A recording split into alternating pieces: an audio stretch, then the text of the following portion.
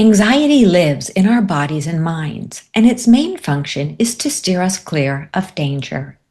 But in today's chaotic and uncertain world, it's easy for anxiety to grab hold in strange ways and not let go. Many people of all ages are experiencing more anxiety than ever before, and this anxiety can easily turn into panic. And if you've been in the clutches of a panic attack, you know it's a deeply terrifying experience that can dramatically change how you see yourself and your life. Yet, it's possible to retrain your mind and body to have a new, healthy relationship with anxiety by learning to listen to, rather than fight or ignore, what your body is trying to tell you. I'm joined by Dr. Nicole Cain, who will offer practical insights and tips for getting to the root causes of your anxiety so you can truly heal. Today, we'll focus on this listener's real-life question. My job takes me all over, so I'm constantly flying somewhere. Out of the blue, I started having panic attacks on flights. The first time, I thought I was having a heart attack. Nothing is new in my life that explains this. There are no health scares or work issues. The only thing is that my boyfriend of 3 years cheated on me. But I can't imagine this causing flight anxiety and panic attacks. For now, I'm using anti-anxiety meds, but I don't like depending on pills. Do you have any suggestions? And with that issue as the focus of today's episode, I'm Dr. Carla Marie Manley, and this is Imperfect Love. Please note, as this episode may contain sensitive information, listener discretion is advised. If you need support, please see the special links in the show notes. Welcome to Imperfect Love with Dr. Carla Marie Manley, psychologist, author, and relationship expert. I'm here to help unravel mysteries and misconceptions about love, relationships, and mental health issues, plus everything in between. Love is complicated, people are imperfect, and relationships surely can be tough. Together, we'll navigate this messy, imperfect space of real life.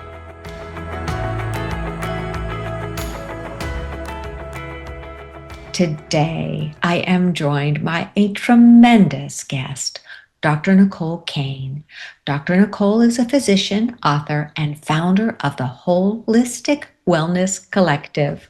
Welcome to the podcast, Dr. Nicole. It's such a joy to have you with us today. Thank you. I am delighted. I so honor your work, and I'm really grateful to get to talk about this really beautiful and important topic with your listeners. Well, thank you for joining us. And I just so appreciate you and the work that you do. And if you're watching, listeners, on YouTube or some sort of audio visual way, you can see a glimpse of Dr. Nicole's book. It's called Panic Proof, and it is the new holistic solution to end your anxiety forever. It is a beautiful, extremely well-written book, and so user-friendly. I like how it just invites you into the book, invites you to look at anxiety on a deeply personal level. So thank you for bringing this book to the world. Oh, it was a labor of love. And as a fellow writer yourself, I don't know if you resonate with, sometimes we write the books that we desperately needed. And that was this book for me, is many, many years ago. I really needed this book. I needed this hope. I needed this resource, and it just didn't exist. And so this is the book. This is the process of facing anxiety from rock bottom, terror, panic, feelings of hopelessness and helplessness, and seeing what it's like to be on the other side and sharing that with you. I'm really, really grateful to get to talk about it. Oh, thank you. Thank you for sharing that.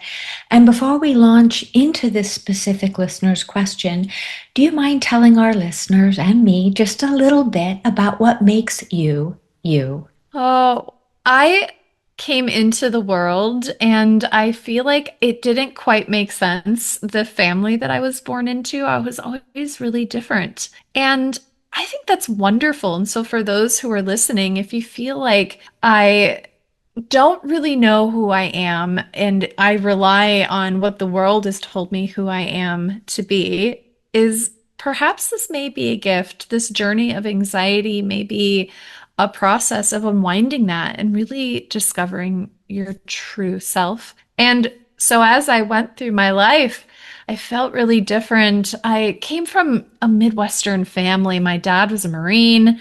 My mom's side of the family, they were very Dutch and Stoic. And then enters this little blonde girl with lots of big feelings and lots of excitement. And I was just kind of a lot for them.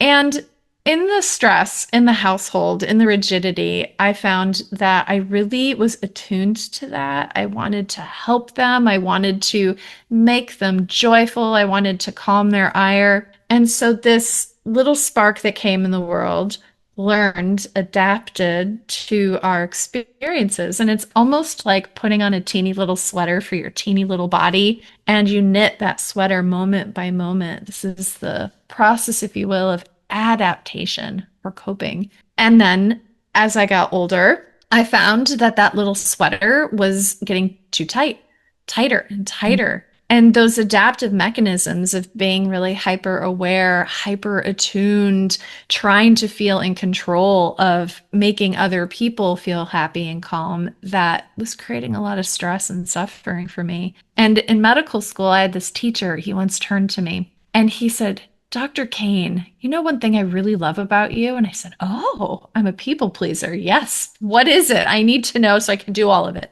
And he said, you never say no. You always say yes to everything. And for a moment, I was like, I don't think that's a good thing. And that yes pattern, this process of continually pushing myself and perhaps maybe even denying my true self and saying yes to what I thought would make other people love, appreciate me, respect me, care for me, ended up being the same pathway that drove me towards anxiety. That feeling got bigger and bigger and bigger until I couldn't handle it anymore. And so that's a little bit of the origin story. And I wonder if that might resonate with the listener who wrote in their question. What a beautiful and vulnerable story. Thank you for sharing that. And just circling back to what you had started with about when you're writing a book, or whether it's a book or, a field you find yourself in, song you're writing, it is so true. It really resonated with me that every book I have written, all four of them, starting with Joy from Fear, was part of my journey. And just as with yours, I feel a very kindred sense with you. So many things that you're saying really resonate with me. I too did not feel at home in my family. I was, different than the rest of them. And finding your way and the anxiety that that causes when you don't fit into your family of origin. And many people find that they don't. And I love how you trace it, trace the anxiety often back to that. Because if we learn in our very early childhood that we need to move left and right and stay center, and oh no, now I need to take a step back, constantly attuning to make, in my case, there were 10 kids, 2 parents. You can imagine trying to make all of these other people, 11 other people, happy, or at least stay small, or whatever it is. It takes, and so no matter somebody's size of their family, that anxiety often gets rooted in there early in life, and we are trained to walk that path that the family supports. And if we deviate, if we color outside the lines, then anxiety often starts coming up. Whereas in a less rigid family, as you use the word rigid, right? So if it's a less rigid family, you learn, oh, I can color outside the lines. I can be myself. Everything will be okay. I might trip and fall, but I'll learn and I'll get up. And it's so funny that you shared a story from when you were in medical school. I remember when I was in doctoral school to be a clinical psychologist, I was talking to one of my professors and I told him I was very sad about something. And I said, and I made this mistake and I just can't forgive myself. And he looked at me and he said, who are you not to forgive yourself? And I'd never thought of it that way. And I thought, oh my goodness, wow. And I felt this load drop off of me of I don't need to be perfect. I can forgive myself. I'm human just like everybody else. And so it's interesting that we each have these foundational stories. And I will never forget that professor. He was just amazing. And how these parent like figures, Mm-hmm. these wise figures can just pop into our lives. And you in your work and me in my work, we, at least for me, I can't speak for you, but I feel at my best when just one person, I see that light go on for them. They turn the light on. I just happen to say something that resonates with them and they go, oh, I'm like, oh, because you can see that same joy, the flicker of joy, or you can see the burden shift from their shoulders. So thank you for leading us in that direction. It's such a beautiful way to start. I love that. And I love your story. It feels very much like that origin spark that it was like something was covering her origin spark. And he's like, why? Why? Who are you to cover that? And then suddenly, like that burden is lifted, and you're like, oh, that breath, that look on your face, the sigh that I see as you come more into you. And when we think about anxiety, I think it can feel like it isn't me. It can feel like it's against me. People often talk about, I feel like my body is broken, my mind is broken, there's something wrong with me. But I would talk to you about suggesting perhaps maybe it's a gift. Perhaps it's here to talk to you. Perhaps it's here to whisper, who are you to hide yourself? Who are you to always say yes? Or whatever it is that's a part of your story, so that we can be witnessed and that we can use that witnessing to be free, really, truly free, not just okay, but really, truly free. And one of my favorite writers, his name was Samuel Hahnemann, and he talks about the goal of the doctor is to help a person achieve such heights of health and wellness that those looking on are obliged to be in wonderment. And that's what you're talking about, that wonderment. What a beautiful way to look at it. And when we think of panic and anxiety, and low level anxiety is helpful. It gets us out of bed. It makes us, dot our I's and cross our T's and turn in assignments and get a paycheck, all those things. Yet, especially in today's world, the external pressures to perform, to be on top of things. I was talking to someone the other day and he looked at his watch and I saw writing words on his watch. And I said, excuse me, but your watch is not telling time. It's giving you words. He says, oh, I even get emails on my watch. And I thought, oh my goodness, if I had emails coming in on my watch, it would, and when you think of that pressure to be on all of the time, and this person said, and I get them on my phone, I get them on my computer, but when I'm away from my phone or my computer, I get them all. And I'm thinking, oh my goodness, what a lot of stress. And that's the world. And we can even imagine for our listener, I don't know what their life is like, but it sounds as if flying is no easy feat in today's world at all, because we're aware of planes crashing and air turbulence and, all sorts of contagious viruses and when we're flying. So it's definitely not an easy feat, but to do it for as part of one's living constantly, I don't know if this person is going around the world or cross country, but still that alone can be somewhat anxiety inducing. So when you look, I love your idea of look at anxiety as a gift. And you and I are aligned with that. I mentioned my first book, Joy from Fear, where I talk about you can learn to look at anxiety as being helpful. There's an unhelpful side, but there's definitely a helpful side, in teasing those two apart. And in your paradigm, I love how you really take it deep into questioning and looking at the body and making ourselves panic proof. And I love that you didn't say anxiety proof. You're saying panic proof, because we need some anxiety. Panic generally doesn't serve us. Right, right. And maybe it would be helpful for some listeners if we kind of defined these words that we're using, and I could perhaps provide a little bit of context and when I use these words, what I mean.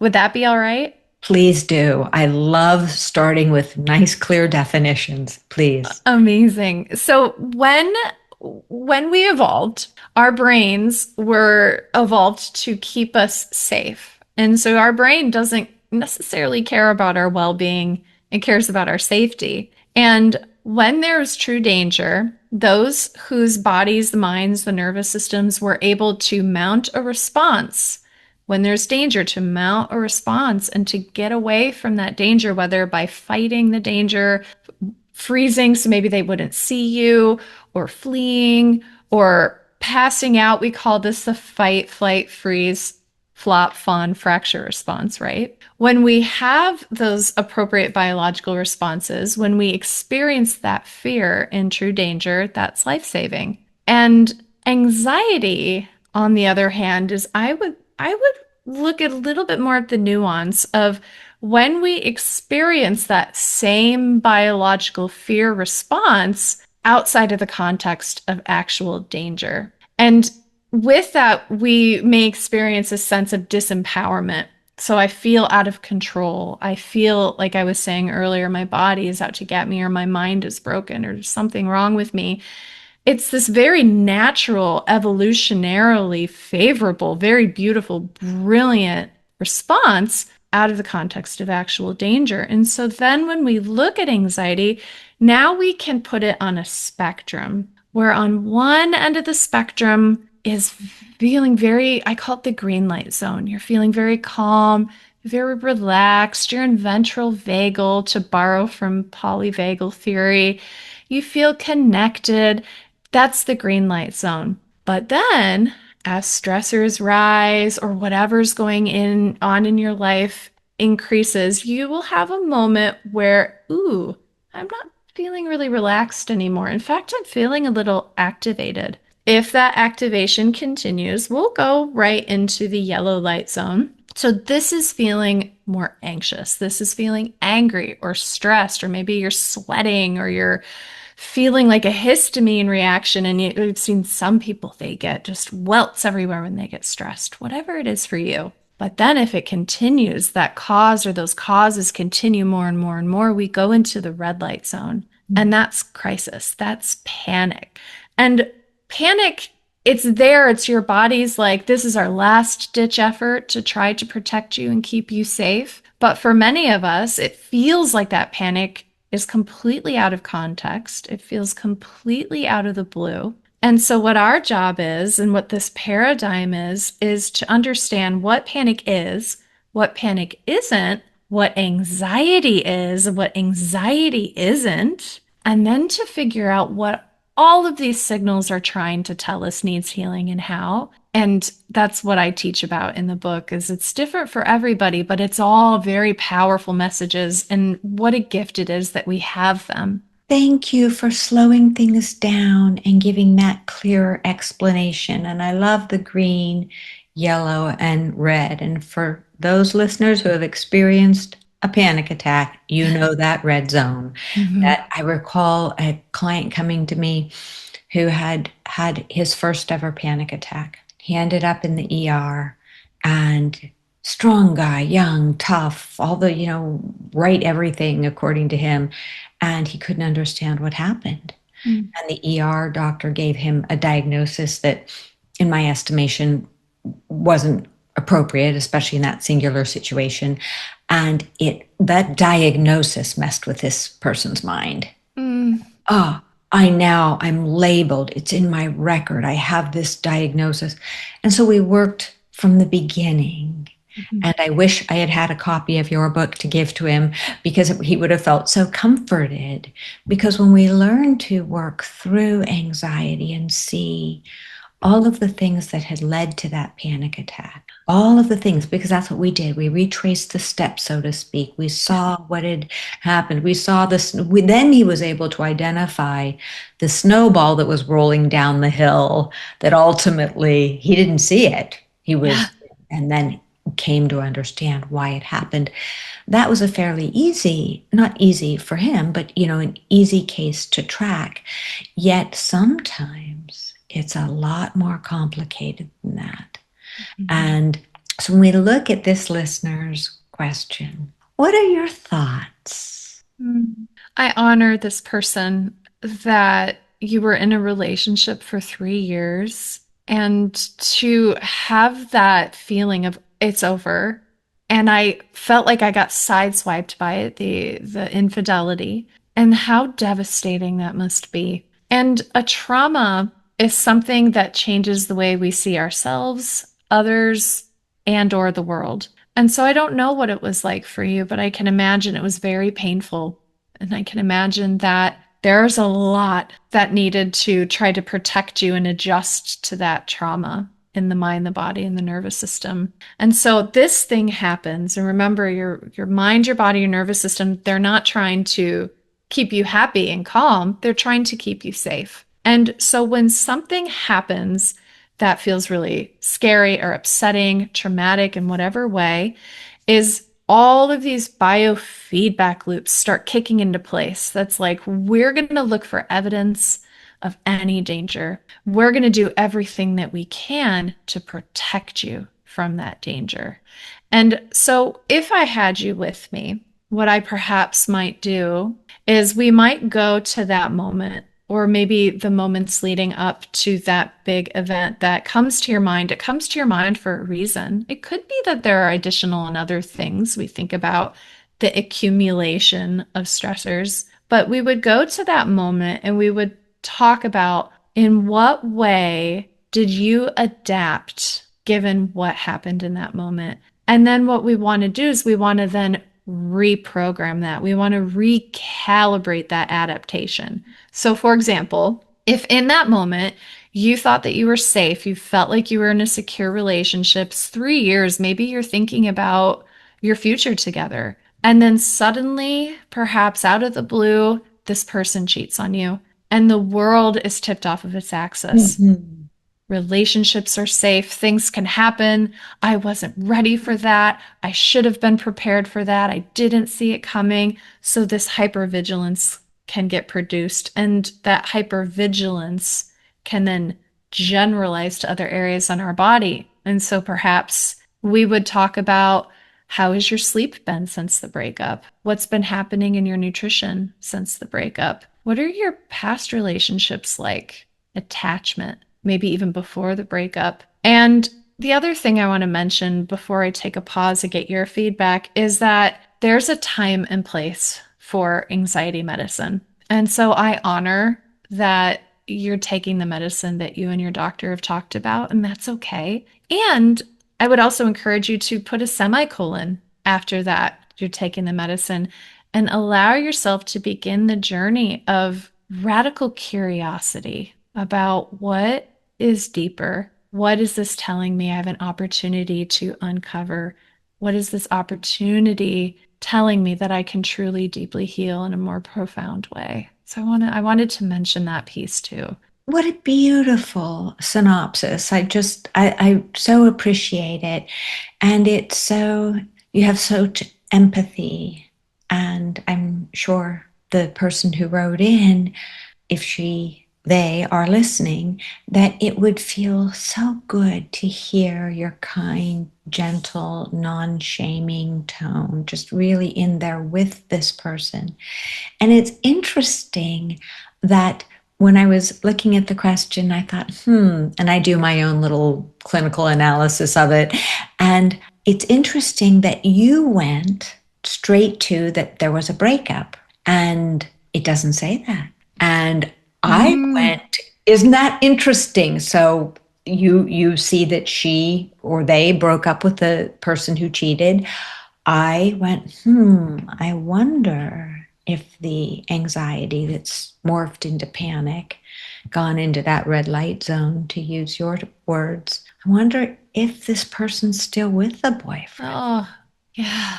In which case, that threat, I don't know which it is, but it's really interesting to look at it from both perspectives. So I really appreciate that insight, because if he's out of the picture, This person now has maybe a fresh space, so maybe they're worried about dating, or maybe they're not even there yet, but that anxiety and the trauma of that really painful experience, coming to find that out that someone you really care about's cheated on you, betrayed you, however it was, doesn't have to be a physical betrayal. It can be an emotional betrayal. But then also wondering, but if they're still living with the person, I wonder what that would be like, to be coming home, leaving and then coming home and wondering, I wonder what he did while I was gone. I wonder what I'm going to walk into. I don't know if they walked in on the person cheating or how they discovered it, but both are very, and so going back to your part about the hypervigilance, when our systems are in a hypervigilant mode all the time, it really works against our well-being. And I really appreciate something you said earlier on, and I wrote it down because I've never heard it put quite this way before. You said, our brain doesn't necessarily care about our well-being. It cares about our safety. I've never heard it put that way before. And it's so true. Brains just, even if it drives us crazy, those anxious thoughts, that panic, it's just trying to keep us safe. And it certainly can work against our well-being. Yes. Yes. So thank you for offering a really unique vantage point. So you're inviting this listener, wherever they are at and what we've talked about, whether they're with the person or not with the person, to really become more curious, just deeply curious. Could you guide us into what that would look like to be deeply curious about this? Sounds like a little beast of anxiety walking around. Yes.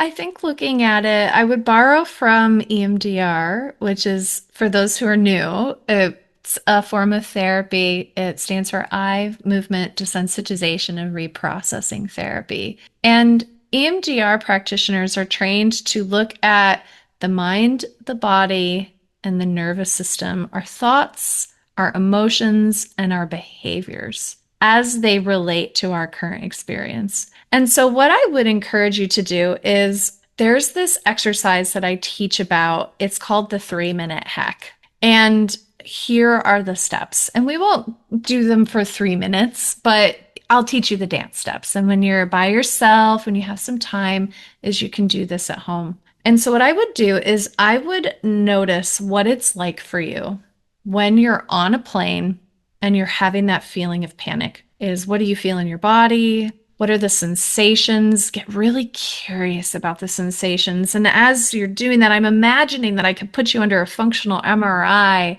brain scan and look at the different areas of the brain that are illuminated as your body speaks and tells its story of the panic, right? Get really curious about the sensations, remembering the sensations. The more that we deny, our symptoms will amplify.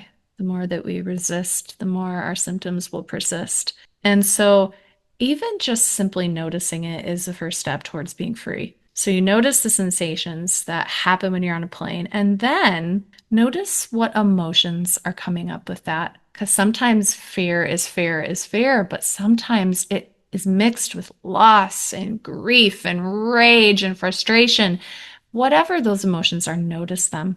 And then the thoughts that are coming to your mind. And this is where cognitive behavioral therapy sparkles and shines, is the thoughts. This plane is not safe. I'm unsafe. Anything could happen to me, or I deserve this, or I'm a bad person, or whatever the thoughts are. Notice all the thoughts. So now we've noticed thoughts, feelings, and sensations. And we do that for 1 minute. I even set an alarm on my phone. After the 1 minute, now we're going to set the phone for 1 more minute. And for that second minute, I want you to go down the timeline. Almost imagine that you're zooming out and looking at a little road. Perhaps you're on the plane, you're looking out the window, or where you are right now, you look out the window and you imagine it's like a Candyland map and it's going into your past. And I want you to try to identify the very first time you remember having those similar or same emotions, sensations, and thoughts. And when you are able to notice that, that's the root, right? It's one of the roots. So you're going to notice that earliest time. You're going to notice the sensations that your younger self had. You're going to notice the thoughts. You're going to notice all of those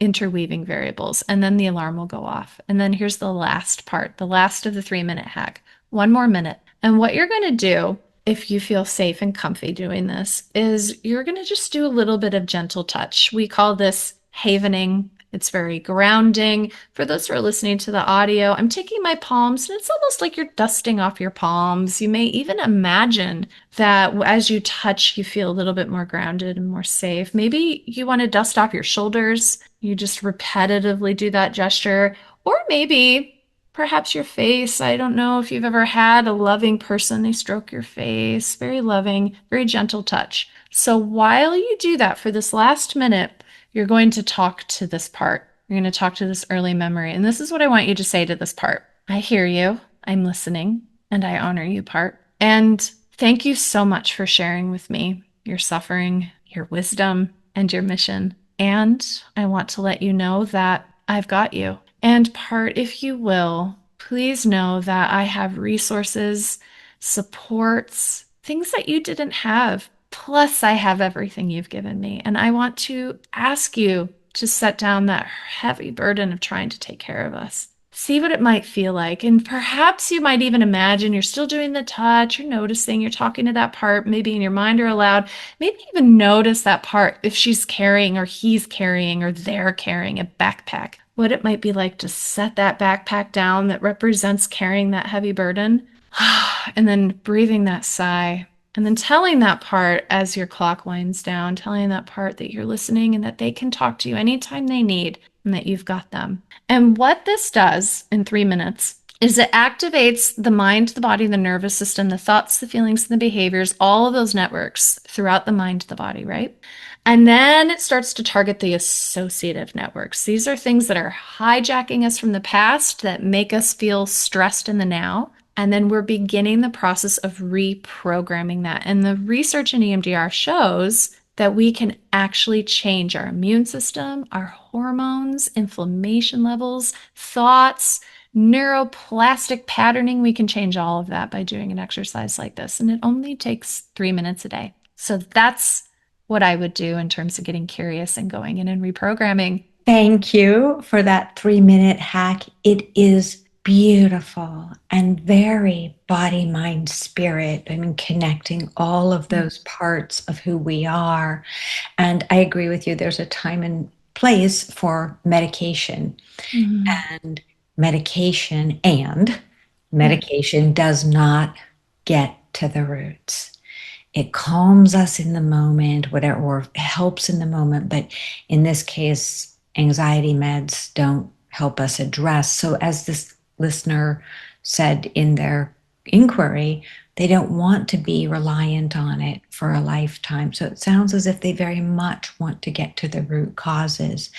And I'm also EMDR certified. And so listeners, if you think that this is some airy-fairy technique, first off, it doesn't necessarily, when Dr. Shapiro founded it, it was termed eye movement desensitization and reprocessing, but it's really bilateral stimulation and reprocessing, meaning you're doing movements from side to side. So it doesn't necessarily have to be your eyes. It can be touch, it can be tapping, it can be lights and that sort of thing. So there is wonderful research on it. Great research, and it's very good for helping with trauma. So that's an aside. I really believe in EMDR. And when I was being trained in it, we had to have it done on us. So I know very much what it feels like to be a participant, not just a practitioner. And it can be very, very effective. So I really appreciate the 3-minute hack, because for many people, they can't afford going to therapy or don't want to go to therapy. And so you're saying, just do this hack. 3 minutes a day. For how long? Is it dependent just on the person's neurobiology, who they are, or what do you see? I think that it depends on how acute it is and how many areas of the mind and the body have been recruited to help you because some of that stuff is sticky.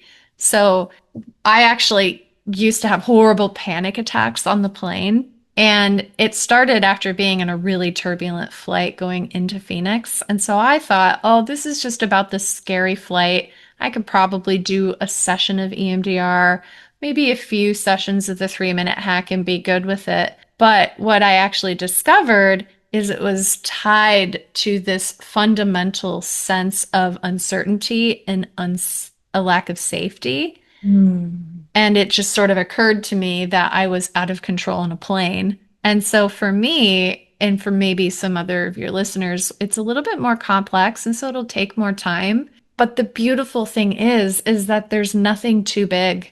In fact, EMDR really, they started doing a lot of their research on veterans who Yes. went through horrible, horrific combat trauma. And after 6 sessions, the majority of individuals who received EMDR no longer satisfied the criteria for PTSD. It works. It Sometimes it does. takes more time, though. So be patient with yourselves. Absolutely. And I agree with you. It works. I used to do pro bono work with veterans, and Yeah. EMDR was a really helpful, really significantly helpful tool in most of the cases. So my goodness, Dr. Nicole, I have another question for you. When you are looking at even using your situation where the panic on the airplane and having to address it and the lack of safety and control, do you tend to see that as one of the main root causes of most Yeah. anxiety and panic, high level red light situations, yellow to red? Yes, it's that window of tolerance. It's how long can we stand being outside of our comfort zone where I feel in control, I understand the situation, I know I can perform. And when we're somewhere like on a flight, if we start getting stressed, we can't just walk and go somewhere else. We're stuck there. And so that pendulum between powerlessness and gripping onto control is a very big activator. But what happens now when I'm on a flight and it gets bumpy is my body remembers. And so sometimes I do get those flushes of sensations of fear in the body, but my experience of it is much more curious and compassionate. So I'm saying, oh, look, your hands are hot. I think your body's feeling a little stressed. Let's up our self-care. Let's eat a ginger candy. Let's do some Sudoku and activate logical brain. I hear you parts, and it's okay, which is really different than I feel out of control and I have no power and I have anxiety and I have panic. It's just recalibrating our relationship to what can be kind of funny sensations. Absolutely. And I so appreciate, again, listeners, I hope you can really hear. I encourage you to try and see the video because you'll really benefit from seeing Dr. Nicole and how she's so gentle in her movements, in not only how you look and make great eye contact, but your movements are very gentle.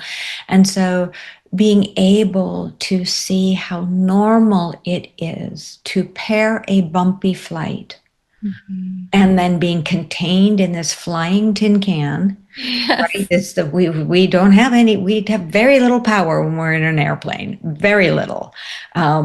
Even using the restroom, sometimes you can't, like, you're waiting in line, you're all of these things. You have very few food choices, you have very limited mobility. All of these limitations are things that can just provoke that simmering anxiety and cause this reminder for our person who wrote in, reminder that this person's not safe in relationships, reminder that love is not always, or supposed love, I'm not sure, Mhm. that this person who cheated was, truly capable of loving, or they likely would not have done that. But anyway, it can really be a provocation on so many levels, as you're saying, for all of these lingering pieces that are saying, these other parts of my life are not in control. And this now it's exacerbated, and there comes panic. Yes. Yes. And for the person on the plane, just a couple, I know we're coming to time and I want to honor that. A couple more tips for flying anxiety is I would encourage you to promote personal power by practicing that curiosity and that acknowledgement when you're not in a plane, and imagining and maybe laying down those imaginative roads in the brain of feeling curious and calm, even if your body feels goofy, and practicing that. The brain isn't good at detecting the difference between reality and imagination. So if between flights you can practice that, it can be really helpful when you then do keep flying. And then I would encourage you to practice things that get you in the body and that activate logical prefrontal cortex. Because when we get an emotional hijack and our amygdalas, that big feeling part of the brain's like, we're in danger, that illogical brain can kind of get shut down a little bit. And so when you're on the plane, they teach perhaps write with your opposite hand. Instead of your dominant hand, try writing with your opposite hand. Get a cup of ice, eat a ginger candy.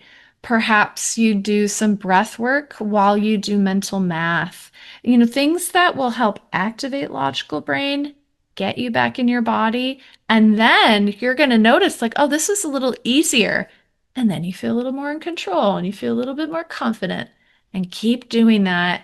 And then you'll be like me, and I'm flying to Portugal in 3 days. So going from panic attacks on a plane to an international flight, like this is possible for all of us. You're just such a lovely soul and so genuine, and I appreciate you so much. And again, listeners, Dr. Nicole's book, Panic Proof. I'm going to hold it up in case you're watching us on video. It is a gorgeous book, inside and out. And Dr. Nicole, where can our listeners find you? I love to hang out online. So anything that has a handle of Dr. Nicole Cain, that would be Instagram or YouTube. I have a website with lots of free goodies. My favorite free goodie is the 9 types of anxiety quiz. And so if you're wondering where to start with all this, that would be a really good place. Excellent. And listeners, don't worry, all of the resources linked to Dr. Nicole's book, her website, I'll link to her resource page, all will be in the show notes for the podcast. So easy to find. And again, you're just such a terrific light. I'm so grateful, and so grateful to you for taking such thorough time walking us through anxiety, panic, the listener's question. And listeners, one more thing. Dr. Nicole's name is spelled Nicole. Cain is Cain. Again, it'll be in the show notes, so don't worry about that. Thank you again, Dr. Nicole. Thank you, Dr. Carla. It's been such a joy. It's been such a delight. And listeners, as always, I thank you for sharing your time and your energy with us today. And this is Imperfect Love. Thanks so much for sharing your time with me today. Remember, you have the power to transform your life and love fearlessly, if imperfectly, and it's my privilege to help you along the way. You can find more life-changing content, including my books and other podcast episodes, at drcarlamanley.com. Feel free to submit your own confidential questions through my website. I'll do my very best to include your issue on a future episode. If you found this podcast helpful, please subscribe and leave a review. Until we connect again, this is Dr. Carla Marie Manley wishing you oceans of blessings and love. Please note, this podcast is psychoeducational in nature and is not intended to replace formal mental health support. Please contact your healthcare provider or emergency hotline if you need psychiatric care. And, as always, please take good care of your amazing, wonderful self.